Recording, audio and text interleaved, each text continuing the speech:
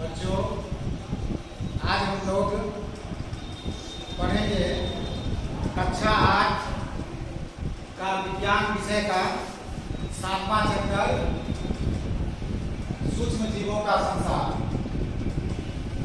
कौन चैप्टर है? सूक्ष्म जीवों का संसार।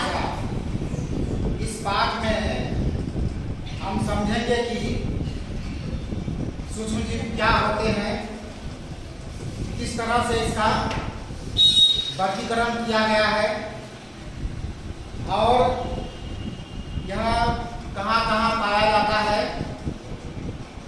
चलिए तो शुरू करते हैं। आप सबने बहुत सारी जंतुओं को देखा होगा। इनमें बहुत सारे जंतुएं, पौधे ऐसे हैं जो देखने में काफी बड़े होते हैं, जैसे हाथी, गैंडा, बरगद का पेड़। कुछ ऐसे जंतु होते हैं जो आकार में छोटे होते हैं, जैसे मच्छर, मक्खी, चींटी। लेकिन क्या आप जानते हैं कि हमारे आसपास बहुत सारे जीव भी हैं जो आकार में इतने छोटे होते हैं कि हम आंखों से नहीं देख पाते हैं। हमारे आसपास मौजूद तो हैं, लेकिन हम इसे देख नहीं पाते हैं। क्या आपने इन जीवों को देखा है? आपने अपने घरों में बारिश के दिनों में ब्रेड या रोटी, अचार आदि को सड़ते हुए देखा होगा। इसकी क्या आप जानते हैं कि यह संरचनाएं और उस रोटी में या अचार में काले नीले रंग का धब्बा बन जाता है। देखे होंगे।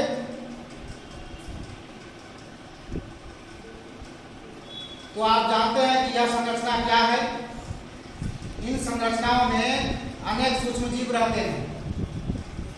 ये जीव इतने छोटे होते हैं कि हम उन्हें देख नहीं पाते हैं।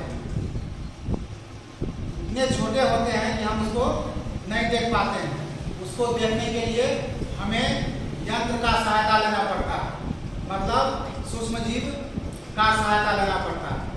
तो हम ये है सूक्ष्म जीव की को हम परिभाषित कैसे करेंगे कि वैसे जीव जिसे हम नग्न आंखों से नहीं देख पाते हैं, जिसे देखने के लिए सूक्ष्मदर्शी का प्रयोग किया जाता है।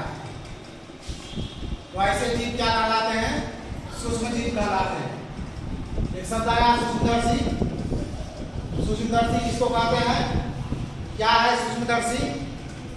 तो ऐसा यंत्र या उपकरण जिसकी सहायता से सूक्ष्म जीवों को अपनी आंखों से देखा जा सकता है, सूक्ष्मदर्शी कहलाता है। ठीक है। अब देखिए, अब है सूक्ष्म जीवों का वर्गीकरण। सूक्ष्म जीव को हम कैसे बांटेंगे? तो इसका वर्गीकरण सूक्ष्म जीव को इस तरह से किया गया है। जीवाणु, अंग्रेजी में इसको क्या कहा जाता है? बैक्टीरिया, कवक, फंगी, प्रोटोजोआ और शैवाल। तो ये 4 वर्गों में सूक्ष्म जीव को बांटा गया है। ठीक है। तो सबसे पहले क्या है? सबसे पहले जीवाणु है। तो जीवाणु एक कोशिकीय सूक्ष्म जीव है। जीवाणु क्या है? एक कोशिकीय सूक्ष्म जीव है। जीवाणु हमारे आसपास लगभग सभी स्थानों में पाए जाते हैं और इसके उदाहरण है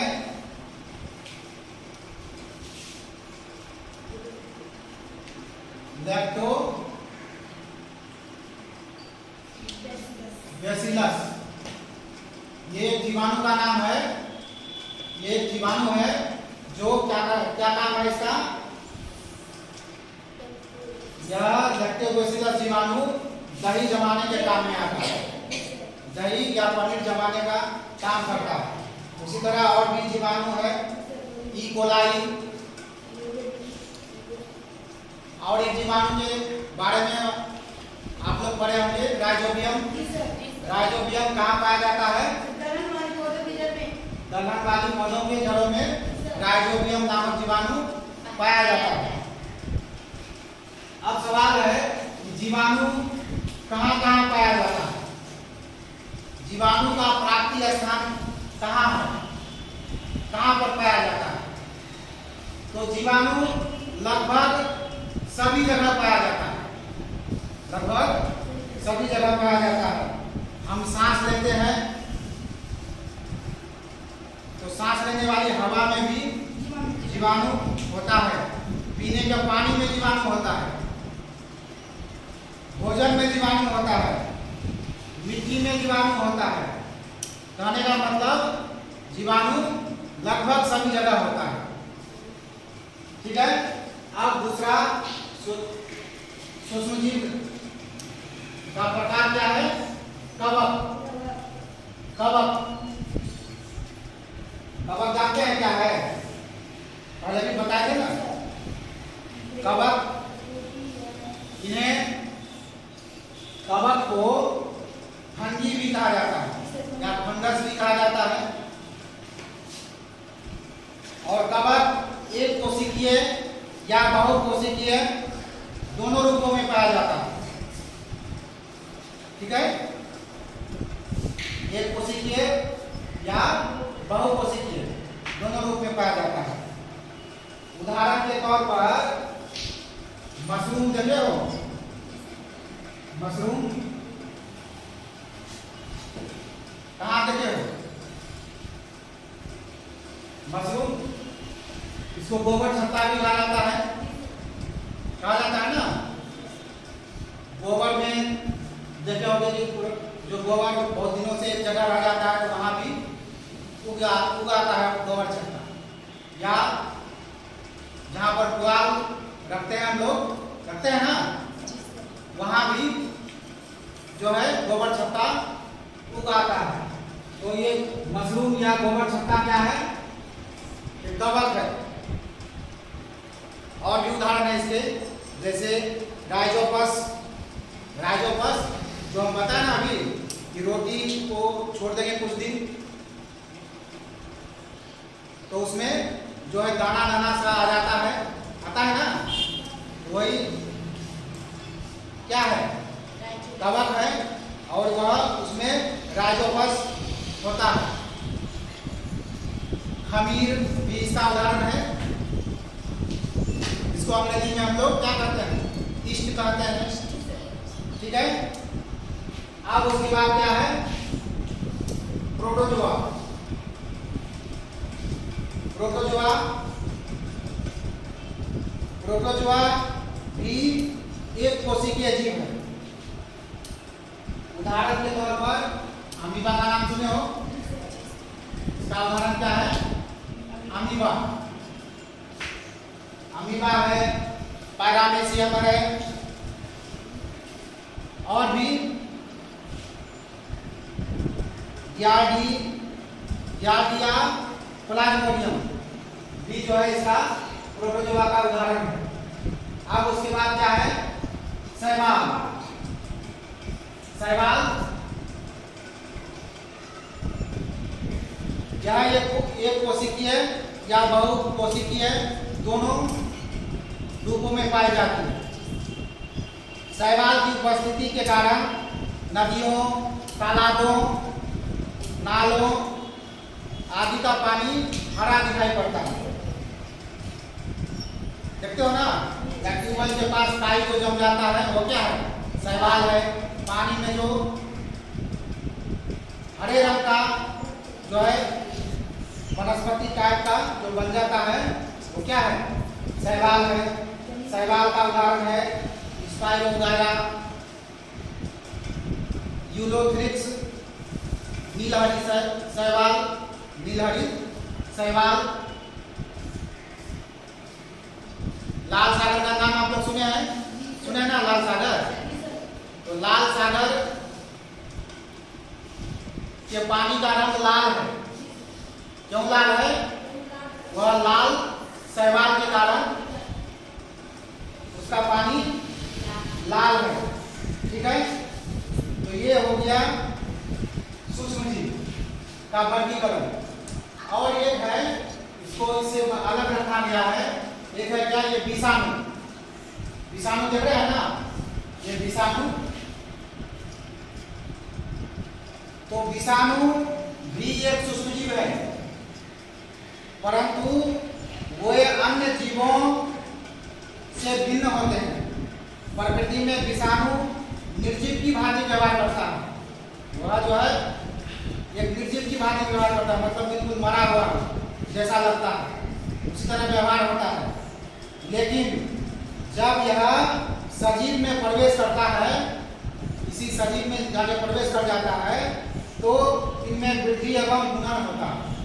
वह जो है जिंदा हो जाता है और वह वृद्धि करने लगता है। इनमें सजीव और निर्जीव दोनों के गुण पाए जाते हैं।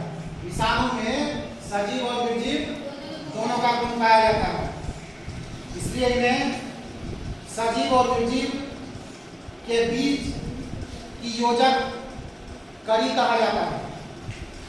यह पादपों और जंतुओं में अनेक प्रकार के रोग को फैलाते हैं। विषाणु से बहुत सारा रोग होता है। विषाणु से तरह तरह का भी रोग होता है। हम लोग इससे आगे पढ़ेंगे सूक्ष्म जीव और हम। सूक्ष्म जीव और हम। पहला है मित्रवत सूक्ष्म जीव। कुछ सूक्ष्म जीव ऐसे हैं जो हमारे लिए मित्रवत है, मतलब दोस्त के जैसा व्यवहार करता है, हमारे मित्र हैं। जैसे कैसे हैं? सबसे पहला पॉइंट है भोजन सामग्री एवं पेय पदार्थों के उत्पादन में। भोजन सामग्री, जैसे आप लोग को बताया गया था ना, ये सूक्ष्म जीव है लैक्टोबैसिलस। लैक्टोबैसिलस जीवाणु जो दही, दूध से दही जमाने में का काम आता है, पनीर बनाने का काम करता है, और भी जैसे दही एवं पनीर बनाने में काम आता है। पावरोटी, पावरोटी पावरोटी में भी सूक्ष्म जीव हमारी मदद करता है। इडली डोसा बनाने में भी मदद करता है। इडली डोसा देखे हो ना, तो इडली डोसा भी बनाने में सूक्ष्म जीव मदद करता है। अब दूसरा पॉइंट है दवा एवं टीका उत्पादन में। दवा एवं टीका उत्पादन में। दवा में जैसे बहुत सारे एंटीबायोटिक दवाई है। एंटीबायोटिक, कोई एंटीबायोटिक दवाई का नाम बताओ। जैविक, जैसे पेनिसिलिन एंटीबायोटिक, एम्पिसिलिन, टेट्रामाइसिन, सब दवाई का नाम है ना। एंटीबायोटिक का काम क्या है? सभी बीमारी में काम करता है, वो ना एंटीबायोटिक है। तो एंटीबायोटिक दवाई बनाने में भी सूक्ष्म जीव हमारी मदद करता है, सूक्ष्म जीव काम में आता है। ठीक है। टीका उत्पादन में बहुत सारे जो टीका बनते हैं उसमें भी सूक्ष्म जीव काम में आता है। सूक्ष्म जीव में चाहे जो सूक्ष्म जीव हो, चाहे वो जीवाणु हो या अन्य सूक्ष्म जीव। और अब तीसरा पॉइंट क्या है? कृषि कार्यों में या मिट्टी की उर्वरता बढ़ाने में। मिट्टी की उर्वरता बढ़ाने में आप लोग पहले भी बताया गया ना, गोबर छत्ता आप लोग देखे हैं, वो तो है ही। राइजोबियम जीवाणु का नाम आप लोग सुने हैं। राइजोबियम जीवाणु कहाँ पाया जाता है? दलहन के पौधे में दलहन वाली फसलों के जड़ों में पाया जाता है राइजोबियम नामक जीवाणु। और वह जीवाणु क्या करता है? उस जीवाणु का क्या काम है? वह मिट्टी में नाइट्रोजन की कमी को पूरा करता है। कहने का मतलब मिट्टी की उर्वरता शक्ति को बनाए रखने का काम करता है। कौन जीवाणु? राइजोबियम। राइजोबियम मिट्टी की उर्वरता शक्ति को बनाए रखने का काम करता है। ठीक है। उसके बाद है ये तो हो गया हमारे मित्रवत सूक्ष्मजीव। कुछ हानिकारक सूक्ष्मजीव भी हैं। हानिकारक सूक्ष्मजीव सिर्फ बहुत सूक्ष्मजीव जो हमें लाभ पहुंचाते हैं, लेकिन बहुत से ऐसे भी सूक्ष्मजीव हैं जो हमें क्या करते हैं? हानि पहुंचाते हैं। तरह तरह का रोग उत्पन्न करता है। जैसे पोलियो एक बीमारी है। पोलियो विषाणु के कारण होता है। पोलियो किसके कारण होता है? विषाणु के कारण होता है। और यह जल और वायु के संचरण से उत्पन्न होता है। ठीक है। सर्दी जुकाम, हाँ देखे ना, सर्दी जुकाम। सर्दी जुकाम किसके कारण होता है? सर्दी जुकाम भी विषाणु के कारण होता है। चेचक होता है। चेचक किसके कारण होता है? विषाणु के कारण होता है। और यह वायु या रोगी के संपर्क में आने से यह रोग उत्पन्न हो जाता है। खसरा, वही चेचक का ये छोटा रोग हुआ खसरा, यह भी विषाणु के कारण होता है। वायु या इसके रोग, इस रोग से पीड़ित व्यक्ति के बगल में हम जाते हैं तो यह लग सकता है। चिकन पॉक्स ये भी विषाणु के कारण होता है। टाइफाइड, टाइफाइड टाइफाइड क्या? ये भी बुखार है एक तरह का। ये किसके कारण होता है? विषाणु नहीं, ये जीवाणु के कारण होता है। किसके कारण होता है? जीवाणु। और यह कैसे फैलता है? दूषित जल के कारण फैलता है। ठीक है। तो यह सूक्ष्मजीव के कारण ही यह होता है। टीबी का बीमारी होता है ना, जिसको हम लोग क्षय रोग कहते हैं, यह किसके कारण होता है? जीवाणु के कारण होता है।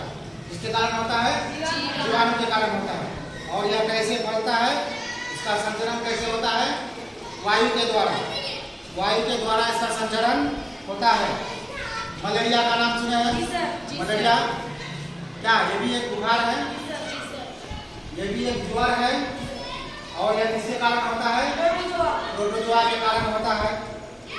और यह किसके संक्रमण से होता है?